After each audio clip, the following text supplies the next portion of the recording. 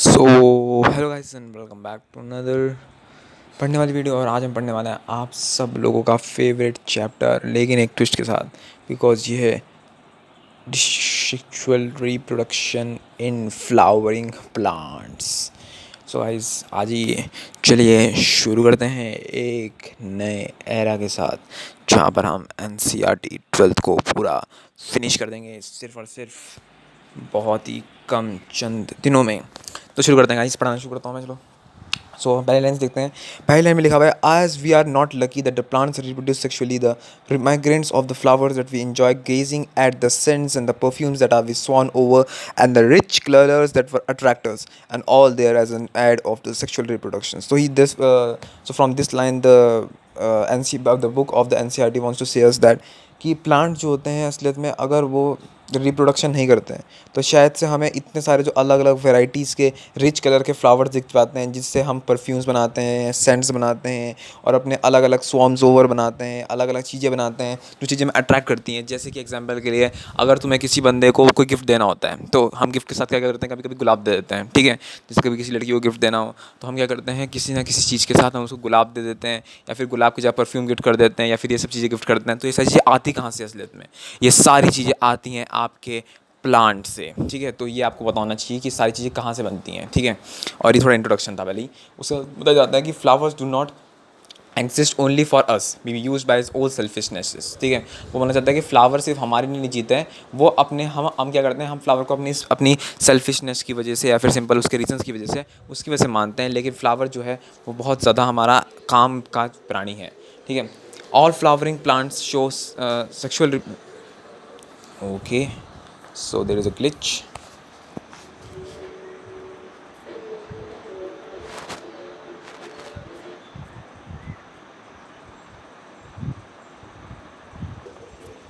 So guys उसके बाद हम थोड़ा सा और आगे पढ़ते हैं तो हमें दिखता है कि all the flowers plant show sexual reproduction at a look at the diversity of the structures of the inflorescence and flowers in the floral plants shown is the amazing range of the adaptation to ensure the formation of the end products of the sexual products that the seed feeds. तो question आता है कि what are the end products of the reproduction in plants? So the end products of the reproduction in plants are fruits and seeds. So it is an important line, so please underline it in your NCERT's copies, ठीक है।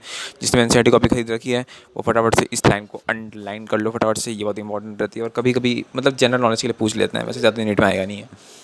उसके बाद अगला question आता है, in this chapter we will understand the morphology structure and the process of the sexual reproduction in the flowering plants. तो इस चीज़ के अंदर से हम लोग पढ़ने वाले हैं मॉर्फोलॉजी ऑफ फ्लावरिंग प्लांट्स, और इस चैप्टर के अंदर मॉर्फोलॉजी कैसे प्लांट्स रिप्रोड्यूस करते हैं, कैसे वो नए नए प्लांट्स बनाते हैं, तो उनके बारे में पढ़ने वाले हैं हम, उनकी थोड़ी मॉर्फोलॉजी के बारे में। तो बेसिक कॉन्सेप्ट है, तो शुरू करते हैं। Flowers is a fascinating organ of angiosperms. Angiosperms क्या होते हैं? अब एंजियोस्पर्म्स कैसे समझ देता हूँ तुम्हें। Yeast is an angiosperm. तो angiosperm is a flowering plants. Angiosperm वो फ्लावर्स होते हैं जो ऐसे वो प्लांट्स होते हैं जो इनमें फूल होते हैं। एग्जाम्पल के लिए पत्ता गोभी है। पत्ता गोभी क्या है? इफ्लोरेसेंस है। इफ्लोरेसेंस का मतलब क्या होता है? मतलब उसके पास फूल नहीं डिवाइड करता, वो अपने अंदर क्या करता है, उसे फूल देखोगे तो देखा जाए तो पत्ता गोभी एक पर की फूल ही है, लेकिन वो इतने मोटा है कि तुम्हें लगता है कि वो पत्ता गोभी फूल नहीं है। अब तुम एग्जाम्पल के लिए किसी बंदे को दे रहे हो पत्ता गोभी दे रहे हो उसके बर्थडे गिफ्ट पे, ठीक है। तुम्हारे दोस्त का बर्थडे है तो तुम उसे बर्थडे पे गिफ्ट पे पत्ता गोभी दे रहे हो, अच्छा थोड़ी लगेगा। वरना रोज़ दो, गुलाब दो, ऐसी चीज़ दो, तब तो अच्छा लगता है, देखो जी, ठीक है। तो हर फूल जो होता है हर एक डेस्टिनेशन के लिए अलग अलग तरह से काम करता है, तो भी हम चैप्टर में पढ़ने वाले हैं। तो the relation with the flowers and there are some immortal, ठीक है। तो रिलेशनशिप जो है हमारा इमीडिएट ह्यूमंस का और फ्लावर्स का बहुत इमॉर्टल है, और वो टाइम के साथ भी नहीं बदलता है और ना ही बदल सकता है। देखो सिंपल सी बात बताता हूँ मैं। सिंपल सी बात यही है कि टाइम जो हमारा ये है सिंपल हमारा, ये हम टाइम के साथ नहीं बदल सकता हमारा, ठीक है।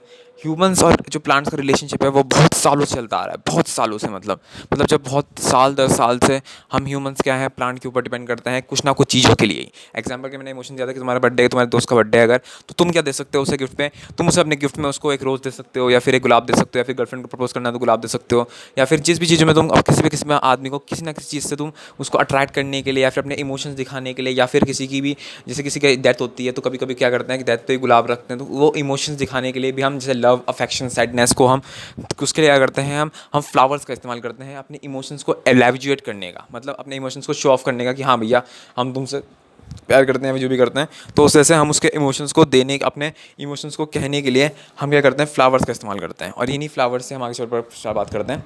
देखो यहाँ पर लिखा भी है, तो flowers are objectives of the aesthetic and ornamental and social religious belief. तो आप फ्लावर्स क्या है हमारे, फ्लावर है एस्थेटिकल, यानी कि एस्थेटिक जो होता है, सिंपल एस्थेटिक बनने के लिए कुछ लोग फ्लावर्स पहन लेते हैं, तुमने देखा होगा, एस्थेटिकल होता है सिंपल, वो एस्थेटिक बनते हैं फ्लावर पहन के, और भाई तेरा भाई तो फ्लावर पहन के ऐसे आएगा।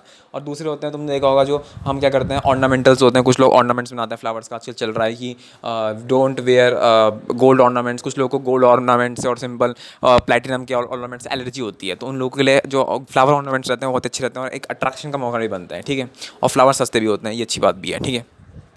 दूसरी चीज़ आपकी सोशल रिलीजियस बिलीव्स। तो सोशल रिलीजियस बिलीव्स हम देखे होंगे कि कुछ लोग क्या करते हैं, हम हिंदू, जिसमें मैं एक हिंदू हूँ, तो हम या फिर जो माउंटेन लोग भी होते हैं सिंपल, वो क्या करते हैं, वो अपने भगवान के ऊपर या फिर फूल चादर उसके ऊपर मतलब अपने उसके ऊपर हम क्या करते हैं, हम फूल अर्पण करते हैं, ठीक है। तो फूल अर्पण करने का मतलब क्या होता है, मतलब हम किसी को फूल चढ़ा रहे हैं, और फूल चढ़ाने का मतलब है सोशल रिलीजियस बिलीव्स में भी काम आता है ये, ठीक है। उसके बाद symbols for enjoyment turning human feeling, जो मैंने पहले बताया तुम्हें, ठीक है। तो लाइन रीड कर सकते हो, list of the flowers of the ornamental that are mostly cultivated by at, ठीक है। तो ये ज़्यादा जो फ्लावर्स होते हैं जो हम इसमें ऑर्नामेंटल्स में इस्तेमाल करते हैं, ज़्यादा कल्टिवेट का होता है एट्स होम्स एंड इन गार्डन्स। तो हम क्या करते हैं, कभी कभी मेरे घर में भी एक छोटा सा मैंने थोड़ा सा एक पोल्ट्री फार्म बना रखा है, जिसमें क्या करता हूँ मैं, सारे के सारे फूल पौधे अपने और जो सारे के सारे अच्छी चीज़ें रहती हैं वो रखती हैं, मैं रखा हूँ मैंने अच्छी तरह से। और उन चीज़ों से करता हूँ क्या मसलत में, उन चीज़ों में कुछ नहीं करता, उन चीज़ों को मैं बस अपने ऑर्नामेंट्स के लिए इस्तेमाल करने के लिए, फिर किसी को अगर गिफ्ट देने के लिए हो गया। तो अगर तुम किसी को गिफ्ट दे रहे हो तो उसके साथ कुछ फूल पत्तियाँ दे दो सिंपल, तो वो भी एक अच्छी चीज़ रहती है कि तुम उसको डिनोट कर सको चीज़ को, ठीक है। उसके बाद find out the names of the 5 more flowers that are mostly cultivated ornaments in the family and hence you have heard of the floriculture and what do you refer to. तो simple question है biology का, तो अगर तुम अपने नाम दे सकते हो इसमें, वैसे इंपॉर्टेंट नहीं है इतना ज़्यादा, ठीक है। और ना ये 10th बोर्ड 12th बोर्ड में पूछा जाता है, और ना ही ये कभी और पूछा जाएगा तुम्हें से, ठीक है। तो 12th बोर्ड के लिए जो तैयारी कर रहे हैं वो ना पढ़ें, और जो नीट की तैयारी कर रहे हैं वो भी इसको ना देखें ध्यान से, इतना इंपॉर्टेंट नहीं है। To biologists, the flowers are morphologically and embryologically and the states of sexual reproduction. In class 11th, we have been read about various flowers, and you will came to the name of the two parts of the flower in the most important units of the sexual reproduction. तो इसका answer दे सकते हो आप, और एक अब आप comment में दे सकते हो कि कमेंट में इसका आंसर क्या है। और अगर आपने अभी वीडियो स्टॉप करी है और कमेंट में आंसर देते हैं, ठीक है, तो इसका आंसर है सिंपल ये आंसर इसका आंसर है, दो आंसर देता हूँ, देखो मैं इसका आंसर देता हूँ, इसका आंसर सिंपल दे देता हूँ मैं। तो इसका आंसर है, तो इसका आंसर मैं भी दे रहा हूँ, ठीक है। वेट अ सेकंड, और तो मैं ओरली बताता हूँ इसका आंसर क्या है। इसका आंसर ओरली है असलियत में एंजियोस्पर्म, वो क्या बोलते हैं, एंजियोस्पर्म में दो जो फ्लावर यूनिट्स होती हैं जो बहुत इंपॉर्टेंट रहती हैं, वो होती हैं उसकी रिप्रोडक्टिव यूनिट्स, जैसे कि एक होता है गाइनोस्पर्म, ठीक है, एक होता है एंड्रोशियम और एक होता है गाइनोशियम, ठीक है। तो ये दोनों चीज़ याद रखना ज़िंदगी में, एंड्रोशियम और gynoecium are the two main units of flowering plants. तो चल नहीं रहा है, सॉरी गाइस, ठीक है। हाँ, तो androecium and gynoecium are the two units of the flowering plants. अगर तुम इन दोनों के यूनिट्स के बारे में जानते हो तो तुम्हारे सारे वर्ड्स कवर हो जाएंगे। 4 वर्ड्स के नाम बताओ फटाफट से, एंड्रोशियम, गाइनोशियम, कैलेक्स और कोरोला। कैलेक्स और कोरोला को सेपल्स पेटल्स बोलते हैं, तो यहाँ लिख सकते हो अपने नोटबुक में कि calyx is equals to sepals और कोरोला इज इक्वल्स टू क्या, कोरोला क्या होता है, कोरोला कुछ नहीं होता। कोरोला इज़ जस्ट लाइक कि कोरोला है असलियत में क्या, तो कोरोला इज़ जस्ट लाइक कि मैं बोलूँ कोरोला होता क्या है, तो कोरोला इज़ पेटल्स, ठीक है। पेटल्स क्या होते हैं, वो जो पंखुड़ियाँ तुम तोड़ लेते हो जीवन में अपने, वो देखा है ना तुमने, ये मुझसे प्यार करती है नहीं करती, तो पंखुड़ी तोड़ते रहते हो तुम बैठ के, तो ये वाला सिस्टम दुख भरे आंसू बनना पड़ता है उसके लिए, ठीक है। तो पेटल्स का तुम्हें पता ही होगा, तुम तो दुख भरे आंसू हो पुराने से ही, ठीक है। पहले से तुम तुम्हारे दुख बड़े आशिक हो यार, तो तुम्हें तो पता होना चाहिए पेटल्स के बारे में। फिर होता है much before that actual flower to be seem to be a plant, that the decisions that our plant are is going to flower and has been taken place. Several hormonical and structural changes has been initiated with the led to the differentiation and further development of the floral parodium. Efflorescences are first found in the bare of the floral buds and then in the flowers. In flowers, the female reproductive structures like the androecium and the gynoecium differentiate and have developed. You would recollect them from the androecium consists of a whorl of stamens, and देखो simple बताया था, वो तो organs के बारे में बात कर रहे हैं, एंड्रोशियम और गाइनोशियम के बारे में। Androecium is the female plant of the flower होता है, और बहुत सारे क्रिएटिवली बहुत से स्टेमन से बनता है, तो ये लिख सकते हो androecium is the main plant of the flower and it is made up of various types of, and वो किससे बनता है, वेरियस किसी कलेक्शन से बनता है, स्टेमन से कलेक्शन से, ठीक है। तो ये लाइन अपने एक नोटबुक बना के रखो साथ में साथ, जब भी मैं पढ़ा दूँगा तो उस नोटबुक में फटाफट से ही लिखते जाना जो भी मैं बोलता हूँ, ठीक है, और उस चीज़ को बस नोट डाउन करते रहना। तो इतना अगर तुम कर लोगे तो मेरे हिसाब से शायद से तुम्हारा 12th का बोर्ड तो बिल्कुल आराम से निकल जाएगा। पर अगर तुम नीट की तैयारी कर रहे हो या फिर आफ्टर लेवल की तैयारी कर रहे हो तो सिंपल तुम्हें उसके लिए कुछ नहीं करना है। उसके लिए भी मेरे पास एक इलाज है, देखो उसका इलाज दे देता हूँ। उसका इलाज ये है कि तुम कोचिंग करो और मेरी भी लेक्चर सुनते रहो, तो दोनों साथ में चलते रहेंगे तो अच्छा रहेगा, ठीक है। तो रहता है male productive part of the plant क्या रहता है androecium, and female productive part क्या रहता है गायनोशियम। एंड एंड्रोशियम जो रहता है उसके कलेक्टिवली वोल्स ऑफ स्टेमन बनता है, जो मेरे नोट्स भी हैं यहाँ पर, मैं नोट्स भेज सकता हूँ आपने, ठीक है। तो स्टेमन्स हैव बीन 2 पार्ट्स, जिसमें होता है एक फिलामेंट, ठीक है। अब देखो इसके आगे बढ़ते हैं। तो इसके आगे जो हमारा फीमेल प्रोडक्टिव पार्ट होता है उसे बोलते हैं गायनोशियम, मैंने इसमें बता दिया था। कहते हैं स्टेमन्स के ऊपर, और स्टेमन्स जो होता है स्टेमन्स और माइक्रोस्पोरेंजियम और पोलन ग्रेन के ऊपर। तो अभी हमने इस टॉपिक को हम अगले वीडियो में ऐसे कवर करें, तो वेट फॉर दैट पार्ट। तो ये फास्ट पार्ट था, और जैसे मैं 10 लेक्चर में ये पूरा चैप्टर ख़त्म करूँगा तो टाइम लगेगा थोड़ा सा, तो वेट फॉर दैट। क्योंकि कितने में इसका चैप्टर है, थोड़ा अच्छा चैप्टर है, तो जैसे में 10 लेक्चर लग जाए इसमें, ठीक है। So guys wait for this and like and subscribe ठोक दो।